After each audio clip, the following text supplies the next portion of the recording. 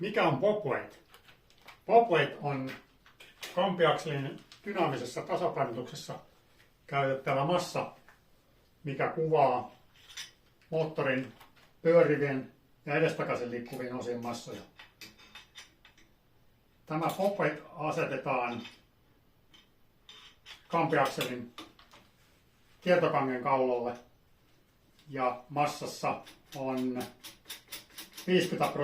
50% edestakaisin liikkuvista massoista ja 100% pyörivistä massoista. Edestakaisin liikkuvia massoja on sitten käytännössä mäntä, täydellisenä tappirenkaat, lukkorenkaat sekä kiertokangen yläpää. Kiertokangen alapäämassa on pelkästään pyörivää massaa. Tämä massa kootaan kiertokangen kaulalle ja akseli pyöritetään tavalliseen tapaan.